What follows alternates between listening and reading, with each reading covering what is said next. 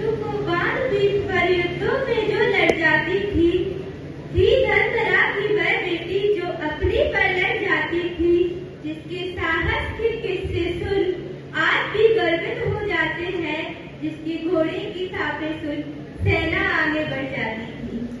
आजादी की लौ 1857 में जल चुकी थी, जो हमारे देश को 1947 में आजाद कराई।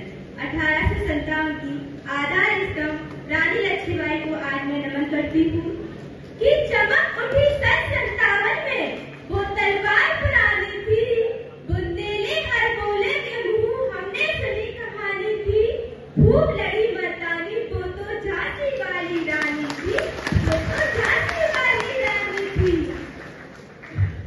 First of all, happy Independence to all of you. I am Poonam Rawat and I speak on Independence Day.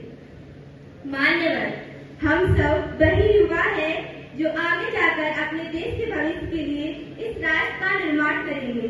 हम सब वही युवा है जो आगे देश के भविष्य के लिए डॉक्टर, इंजीनियर, पुलिस, नेता, अभिनेता बनकर इस राष्ट्र का निर्माण करेंगे।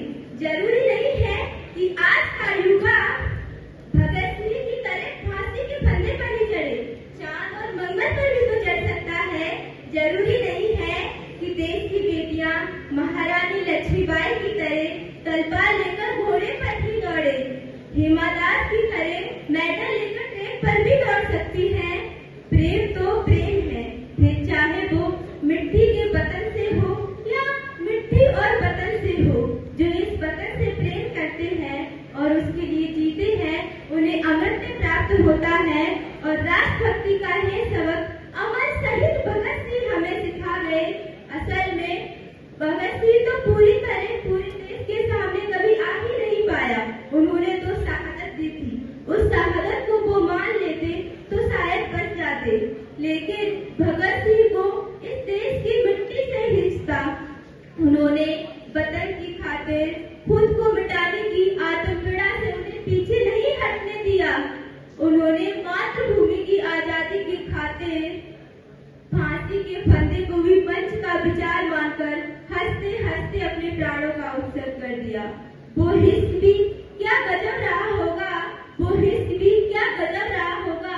हीर जिसमें आजादी रही होगी, राजा जिसमें भगत रहा होगा। हीर जिसमें आजादी रही होगी, राजा जिसमें भगत रहा होगा।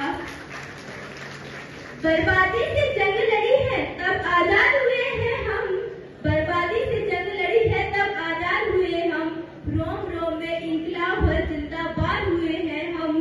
तोड़ी गुलामी की जंजीरें, इस कारण से मिटे कई आजादियां, तब आजाद हुए हैं हम, तब आजाद हुए हैं हम। हमारे प्रेरणा स्रोत स्वामी विवेकानंद जी कहा करते थे कि यदि मुझे 100 ऊर्जावान युवा मिल जाए तो मैं इस देश की दशा का दशा दोनों बदल सकता हूँ। ऐसे में हम तो 60 करोड़ हैं, हमारे लिए क्या कठिन है। आवश्यकता है जांबवंत की भूमिका निभाने वाले ऐसे मंचों की, जहां हम युवाओं से कह सके कि कौन सुख आज कठिन जब मांगी जो नहीं होता तुम ताही। बस आवश्यकता है ये जानने की कि वह युवा क्या कर सकता है। यदि उस युवा अध्यात्म में रुचि रखता है तो धर्म का प्रचार करे। शास्त्रों से परिपक्व युवा सरोजिनी नायडू बनकर विदेशों में भारतीय संस्कृति का प्रचार करे। राजनीति में रुचि रखने वाला युवा अब्दुल कलाम बने।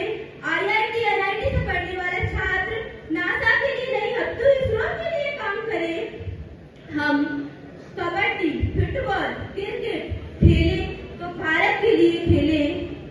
यदि कोई हिमा दास दौड़कर स्वर्ण पदक जीते तो वह भारत के लिए जीते। हमारे गांव से युवा आगे आए और देश हित में नीरज चोपड़ा की तरह भाला फेंके। नीति ऐसी रची जाए कि साहित्य में नोबेल भारत को प्राप्त हो। हम शिष्टाचार यूं अपनाएं कि जापान से पहले भारत का नाम हो, जापान से पहले भारत का नाम हो। जो युवा चल सकता है वो चले, जो दौड़ सकता है वो दौड़े।